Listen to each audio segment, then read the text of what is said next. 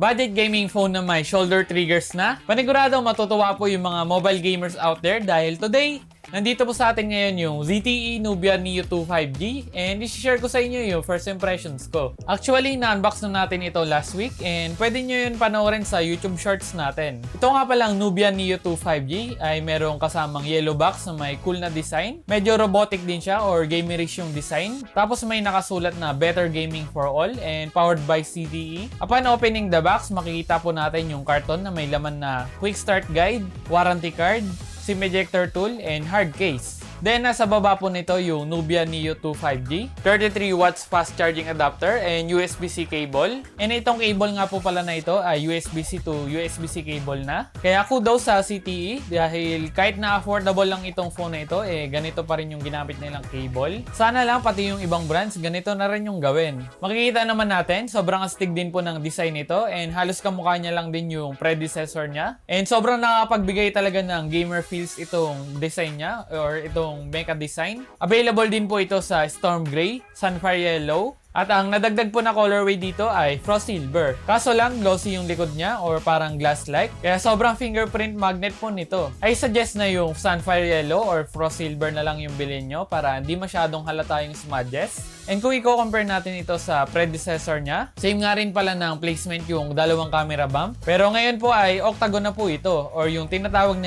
CTE na octagon ring design.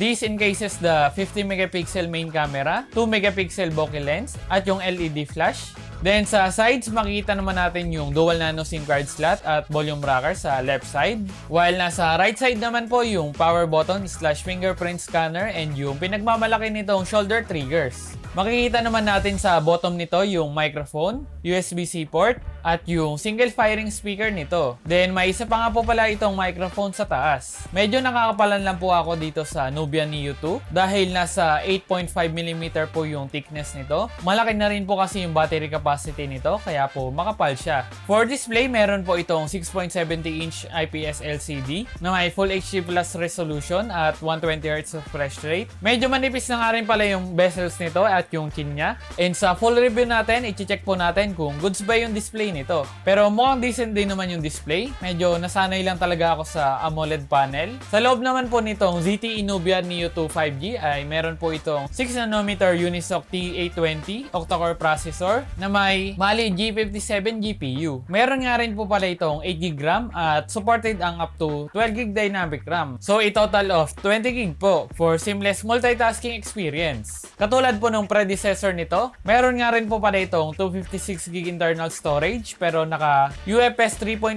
na po ito. Kaya mas mabilis po yung read and write speed niya. Just take note lang na wala po itong micro SD card slot pero sakto naman na yung 256GB kaya okay na yon. For its performance, malalaman din natin yan sa full review natin. Lalo na susubukan natin yung shoulder triggers niya. Siguro susubukan natin yun sa first person shooting games like PUBG and Call of Duty Mobile. And out of the box nga pala, it runs MyOS 13 based on Android 13. And first time ko lang din masubukan na itong software na ito. Magbibigay rin ako ng insights ko dito sa full review, kaya abangan nyo yun. Then pinagmamalaki din po pala nito yung GameSpace 2.0, kaya try natin yan soon. Then nabanggit ko rin kaninang may malaki itong battery. So meron po kasi itong 6,000 mAh battery capacity, kaya panigurado long lasting din po yung battery nito. Then supported nito ang 33 watts fast charging at maganda rin po yung adapter nito dahil C2C cable na po yung supported niya or yung port niya, katulad nung nabanggit ko kanina. So I think lang naman para sa first impressions natin nitong bagong budget gaming phone na ZTE Nubia Neo 2 5G. And kung may mga tanong kayo or gusto ipatest sa akin dito sa phone na ito,